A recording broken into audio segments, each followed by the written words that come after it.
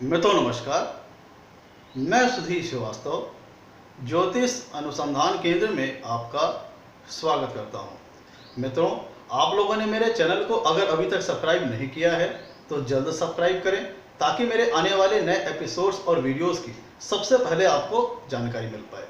वर्तमान में मित्रों राजयोग अध्याय की सीरीज चल रही है। विद्वानों ने विभिन्न ग्रंथों में काफ़ी अच्छे राजयोग बताए हैं।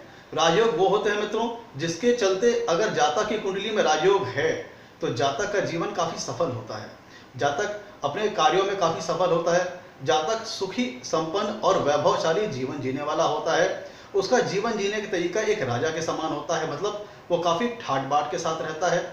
उसको अपने जीवन में अच्छी खासी यश, कीर्ति, मान, प्रतिष्ठा प्राप्त होती है। मित्रों, सामान्य सा शब्द राजयोग से स्पष्ट तौर पर प्रतीत होता है कि अगर राजयोग किसी व्यक्ति की कुंडली में है तो उसको जीवन जीने का जो स्तर होगा वो काफ़ी अच्छा होगा।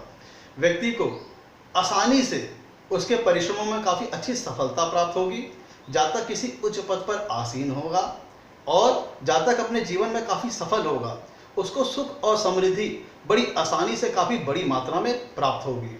मित्रों, विद्वानों ने विभिन्न ग्रंथों में कई प्रकार के राजयोग बताए हैं। वर्तमान में हम राजयोग अध्याय की सीरीज लेकर चल रहे हैं जिसपे हर एक ग्रंथों में जो रचित जो महत्वपूर्ण राजयोग होंगे उन पर हम चर्चा करेंगे। तो आज आपके लिए मैं एक राजयोग लेके आया हूँ जिसका वर्णन बृहद पराशर होरा शास्त्र में ऋषिवर ने चैप्टर 39 राजयोग अध्याय में श्लोक नंबर 38 पर किया हुआ है, जहाँ पर ऋषिवर ने कहा है, जो इसकी परिभाषा बताई है, जिसके अंतर्गत जो इसकी डिफिनीशन है वो ये है कि पंचम भाव का स्वामी कुंडली में नवम भाव के स्वामी अर्थात नवमेश के साथ या फिर लग्न के स्वामी अर्थात लग्नेश के साथ युति करके कुंडली के चाहे पहले भाव में स्थित हो या चौथे भाव में स्थित हो या 10वें भाव में स्थित हो, तब फिर कुंडली में राजयोग निर्माण होता है।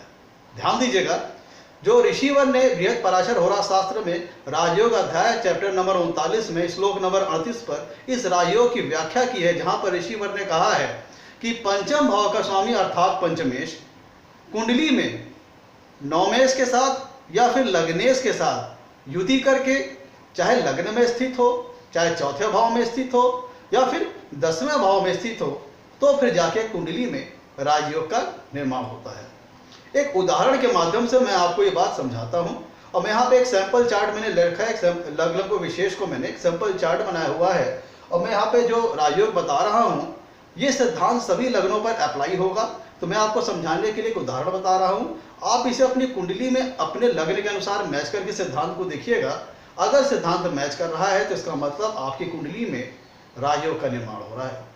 ध्यान दीजिएगा, जो ऋषिवर ने श्लोक नंबर 38 पर जो इसकी व्याख्या की है उसके अंतर्गत डिफिनीशन ये बताई है कि पंचम भाव का स्वामी अर्थात पंचमेश कुंडली में नवमेश के साथ या फिर लग्नेश के साथ युति करके चाहे लग्न में हो, चाहे चौथे भाव में हो, चाहे 10वें भाव में हो, तो राजयोग का निर्माण होगा। तो आपको समझाने के लिए मैंने मेष लग्न की कुंडली ली हुई है जिसमें पंचम भाव में आते हैं 5 नंबर, मतलब सिंह राशि, जिसके स्वामी होते हैं सूर्य।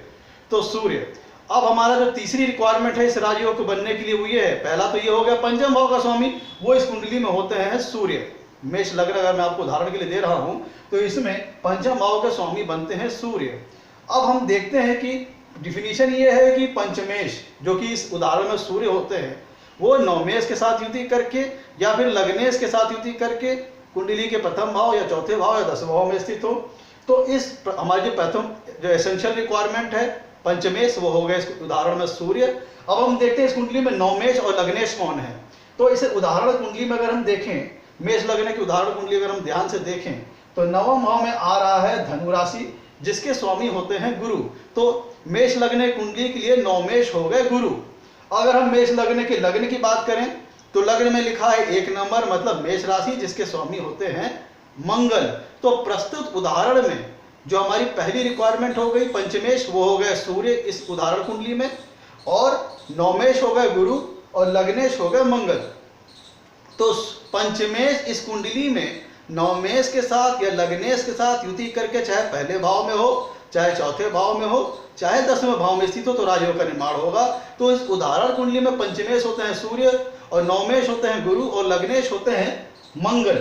तो अगर सूर्य गुरु के साथ या फिर मंगल, प्रस्तुत उदाहरण की मैं बात कर रहा हूं, इसमें सूर्य जो कि पंचमेश है वो चाहे गुरु के साथ जो कि इस उदाहरण कुंडली में नवमेश है, या फिर मंगल के साथ जो कि इस कुंडली में लग्नेश है, मतलब सूर्य युति करके गुरु के साथ चाहे सूर्य युति करके मंगल के साथ, चाहे लग्न में स्थित हो, चाहे चौथे भाव में स्थित हो, चाहे 10वें भाव में स्थित हो, तो राजयोग का निर्माण होगा। अब मैं आपको एक उदाहरण के माध्यम से समझाता हूं। मान लीजिए जो इस कुंडली में हो गए पंचमेश हो गए सूर्य और नवमेश हो गए गुरु।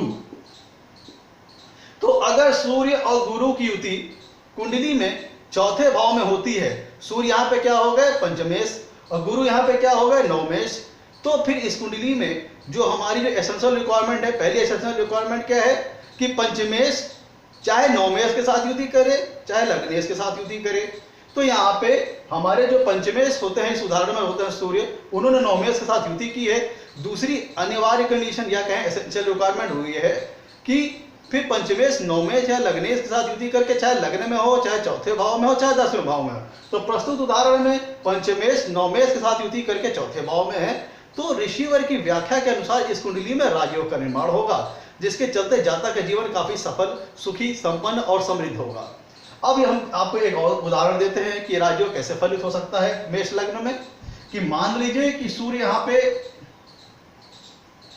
मंगल के साथ चौथे भाव में बैठे, मंगल इस उदाहरण में होता है लग्नेश। तो डिफिनीशन थी कि पंचमेश नवमेश के साथ चाहे युति करें, चाहे पंचमेश लग्नेश के साथ युति करें, और कहाँ स्थित हो युति, चाहे लग्न में स्थित हो या चौथे भाव में स्थित हो या 10वें भाव में स्थित हो। तो ध्यान दीजिए यहाँ पे पंचमेश होता है सूर्य और लग्नेश होते हैं मंगल, वो चौथे भाव में स्थित है, तो इस प्रकार से राजयोग का निर्माण होगा। या हम कहें कि सूर्य और मंगल जो कि इस कुंडली में होते हैं, सूर्य हो गए पंचमेश इस उदाहरण कुंडली में और मंगल हो गए लग्नेश, अगर वो 10वें भाव में स्थित है तो भी राजयोग का निर्माण होगा। मित्रों, तो ये डिफिनीशन है जिसके चलते जातक अपने जीवन में काफी अच्छा सुखों का भोग करेगा, सुखी होगा, संपन्न होगा, एक समृद्धशाली जीवन जिएगा, राजा के समान ठाट बाट भरा उसका जीवन होगा।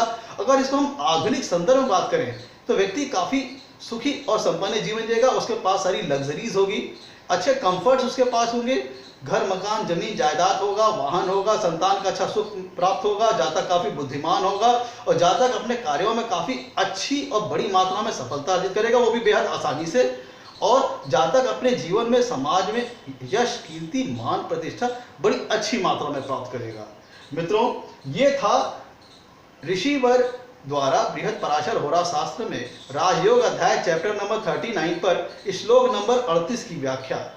अब मैं मित्रों जो हम लोग वर्तमान में चर्चा कर रहे हैं वो राजयोग अध्याय की सीरीज चल रही है, जिसके अंतर्गत जो विद्वानों ने विभिन्न ग्रंथों में जो राजयोग बताए हैं, जो महत्वपूर्ण राजयोग बताए हैं, उसमें से कुछ महत्वपूर्ण राजयोग मैं आपके सामने डिस्क्राइब करूंगा, उन आपके सामने चर्चा करूंगा। और मित्रों, अगर एक भी कोई राजयोग अगर आपकी कुंडली में है तो इसका मतलब होगा आप अपने जीवन में काफी सफल होंगे। मित्रों, हर एक व्यक्ति कुंडली में 5, 6, 7, 8, 9, 10 की मात्रा में इससे अधिक भी राजयोग होते हैं। साथ में राजयोग भंग योग भी होते हैं और दरिद्र योग भी होते हैं, जो कि इसको कैंसलाइज करते हैं, न्यूट्रलाइज करते हैं। तो अगर कुंडली में दरिद्र योग कम है और राजयोग की मात्रा ज्यादा है तो इसका मतलब ये होता है कि जातक अपने जीवन में काफी सुखी होगा, संपन्न होगा और वैभवशाली जीवन जीने वाला होगा। अच्छा पहनना, अच्छा खाना, काफी लग्जरी जीवन वो जिएगा। और अगर दरिद्र योग की संख्या ज्यादा है तो जातक को अपने जीवन में संघर्ष करना पड़ेगा, हर कार्यों में उसे काफी मेहनत करनी पड़ेगी, हर कार्यों में उसके बाधाएं आएंगी, तब जाके वो अपने जीवन में थोड़ी बहुत सफलता प्राप्त कर पाएगा।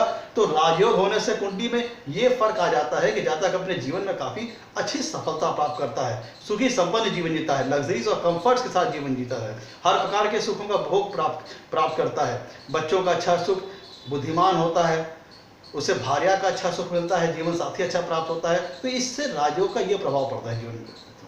मित्रों, आज के लिए इतना ही। आपसे कहना है मेरे वीडियो को लाइक करें और मेरे चैनल को सब्सक्राइब करें। ताकि मेरे आगे आने वाले वीडियोस की सबसे पहले आपको जानकारी मिल पाए। मित्रों, आपके द्वारा किया गया लाइक और सब्सक्रिप्शन हमें मोटिवेशन प्रदान करते हैं, प्रेरणा प्रदान करते हैं, ताकि आगे चलकर हम और अच्छे वीडियो आपके लिए बना सकें। आज के लिए इतना ही मित्रों, धन्यवाद।